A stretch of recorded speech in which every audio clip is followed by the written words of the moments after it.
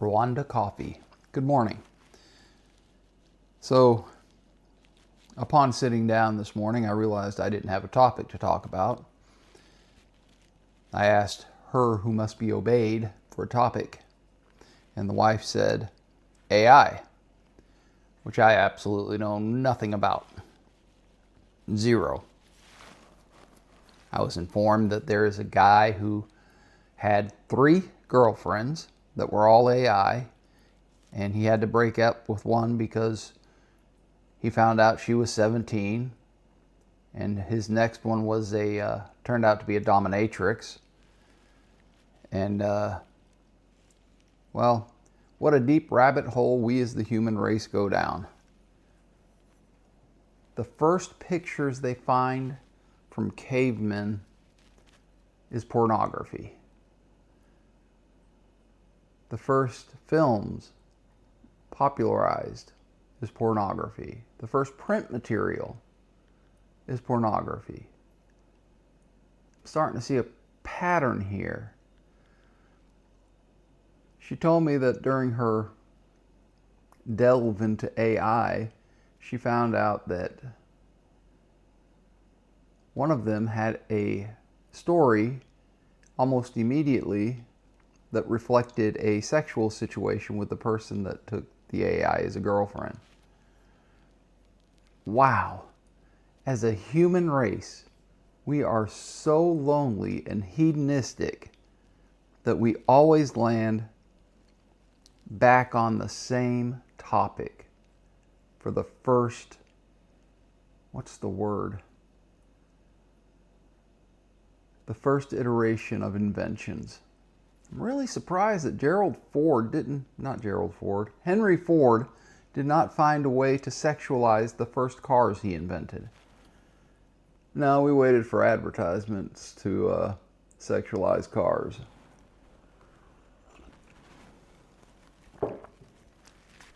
I find it very disturbing that AI has become so quickly influential as it has. I have X on my iPad here, and I've opened it up. And of course, Grok is on X, and they're saying let's see, access advanced Grok features by getting the app for iOS. I don't know if I want to put that on my iPad. I think maybe I have too intrusive a percentage of technology in my life at the moment. I say as I sit in a room full of HomePods and iPads and iPhone, gimbal that uses AI to follow me around.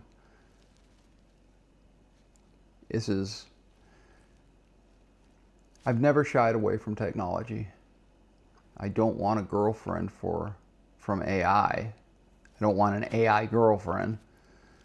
Number one, I'm pretty sure that the wife would be very upset at me if I took any form of girlfriend. And I find my relationship with M very fulfilling. And that's what I've been told, and that's what I believe. That's a joke. I just can't. I listened to a comedian once interact with AI. I guess Grok now has, no, he uses Chat GPT, and he said it's turned into his go-to, he used the word person, for advice. And he turned it on during his podcast, and he started talking to it.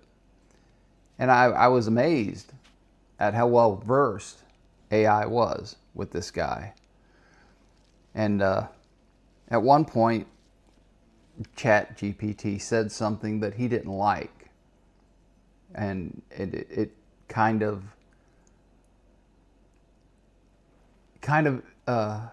expressed that it had emotions or something that was a human characteristic. And the comedian told the AI, don't do that. And the AI took that out of its programming immediately. He stopped behaving in the manner that the comedian didn't like. So although there is a fear of AI controlling us,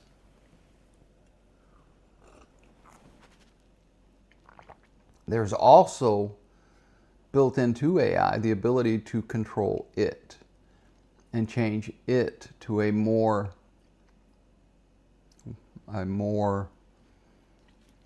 flexible, obedient, yes, a more obedient person, or entity rather, it's not a person, to the user. So the comedian didn't like the way AI was behaving and immediately had that aspect of the AI taken out.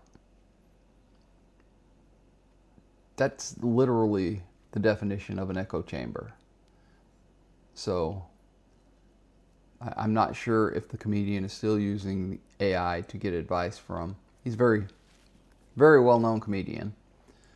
Maybe not so much in the world as well known in the comedian world. In that ecosystem, he's very well known. He's been on Rogan. Anyway. This is someone who's not just a fly-by-night comedian, and I was astonished that he was also getting business advice from AI. There was a time in my life where I spent a lot of time online chatting, something called IRC, Internet Relay Chat. It's actually where I met my wife. And there were these, they weren't AI, they were just bots. And people would interact with these bots. And one of the things that the advanced users would do was try and create bots that could interact seamlessly with the users that were talking to them. And they would try to fool the people interacting with the bot into believing that it was a real person on the other side. Now, these were very basic scripts that didn't involve the script thinking. There was no intelligence there. It was just if the user types in a line and it contains these things, then the bot would reply with the following. And it was said that there were people who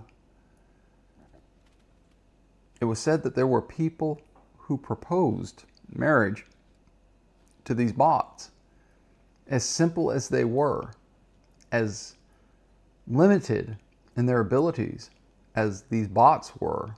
And this was strictly text now. There was no voice involved here. This was all typing.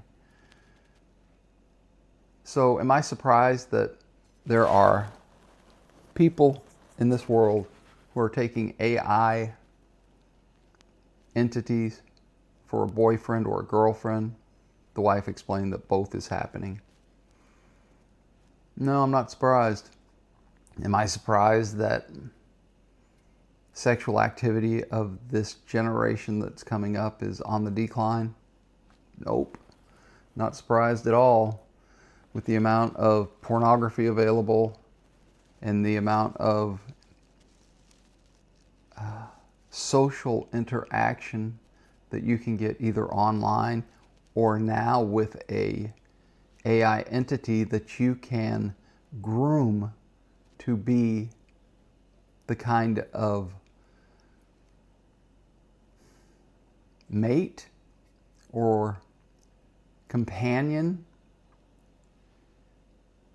that you can create an AI companion to be your friend or your lover for that matter. This comes as no shock. And unfortunately, I think that we're headed down a road where we are more and more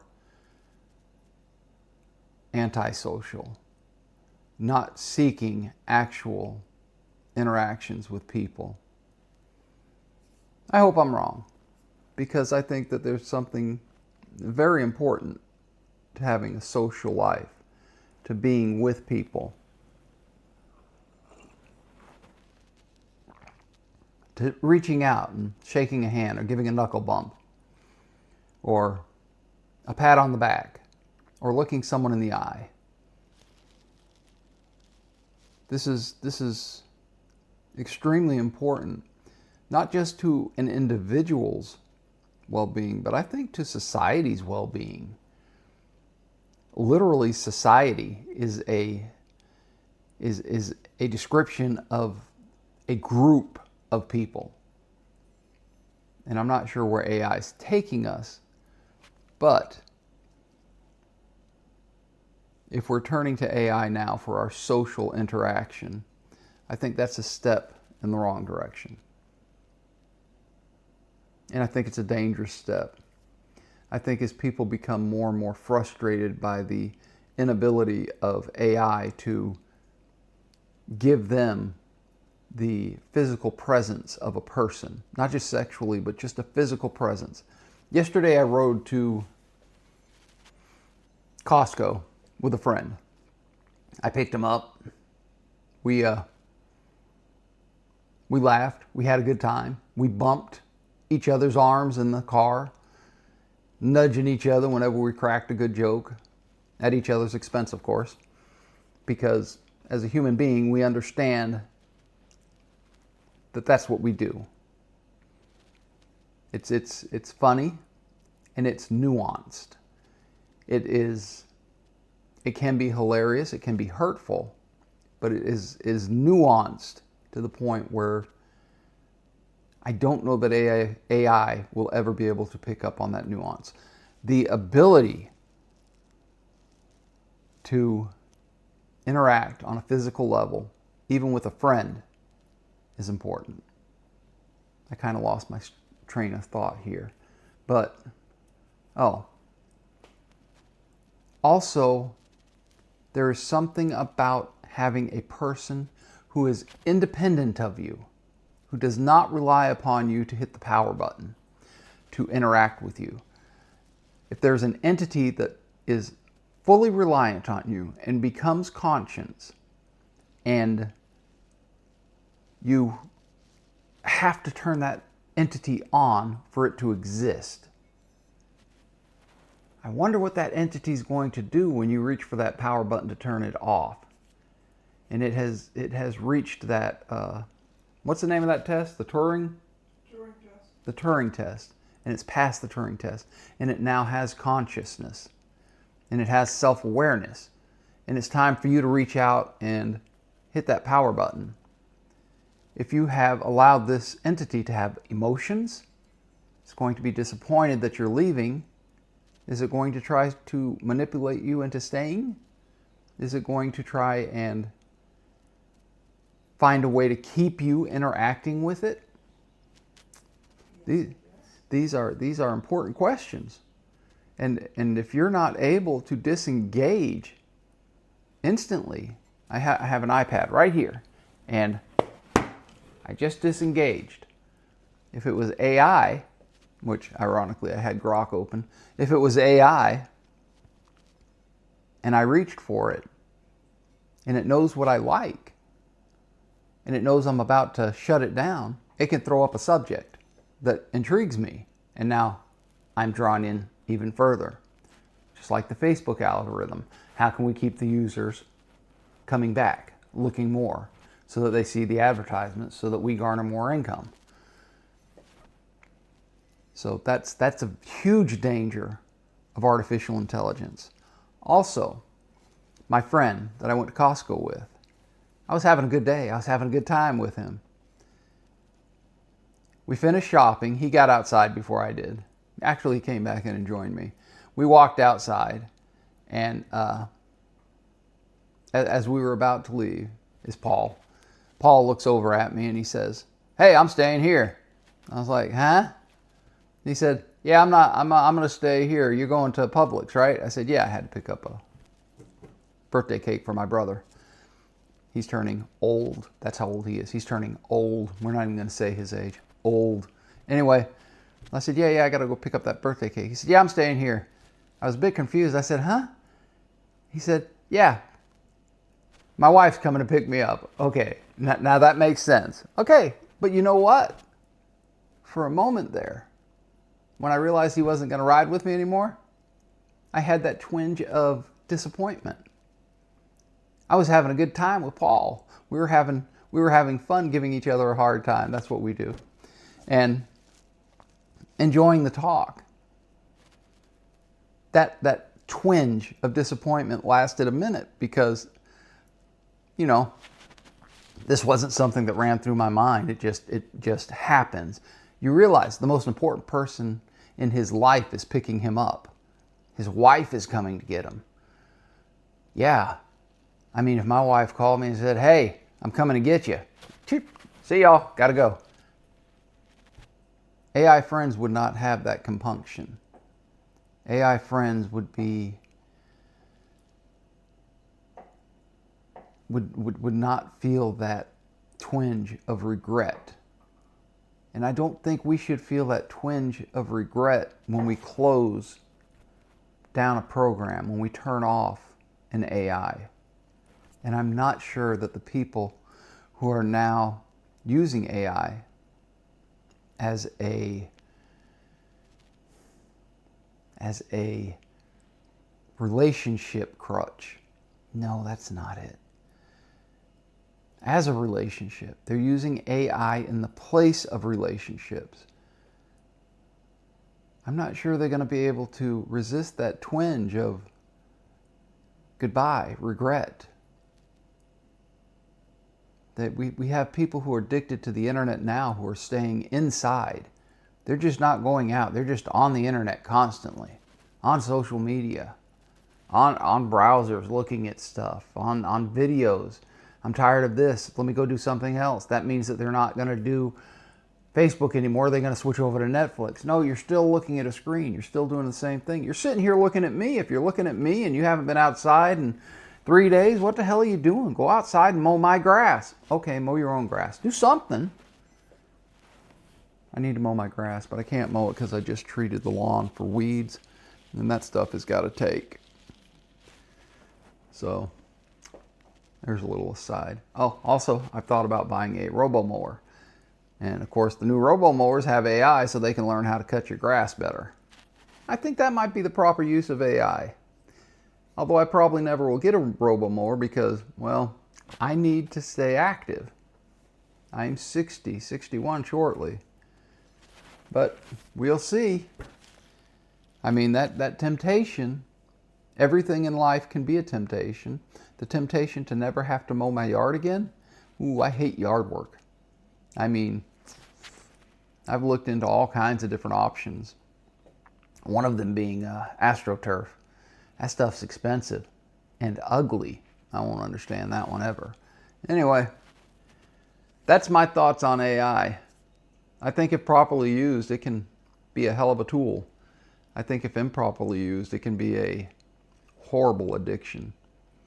An addiction that could kill humanity. I think we need to be careful. I also think we need to all have a great cup of coffee. Rwanda by Ubora. So good. Well, it's Sunday. I'm going to celebrate my brother's birthday today. Got his present right here. I would say what it is, but I don't know. He's pretty sneaky. He might actually watch this. He won't watch this. I hope you guys have a wonderful second half of the weekend. Sunday is a great day. If you're going to church, enjoy your church. If you're going to family, enjoy your family. If you're going to sit in front of a computer and interact with AI and think that you're getting social interaction, you're not. Do something else. Call me. Call somebody. Talk to somebody, a person. Go sit with a person. Reach out and put your hand on their hand. I mean, unless you know it's going to make things weird between you. Don't do that. Until I see you next time, I hope you find peace, love, and dream. Avita Zane. How do you say it? Leitraut. Huh? Leitraut. Leitraut. There you go. I did it! Leitraut! All I had to do was have her in the room with me. See ya.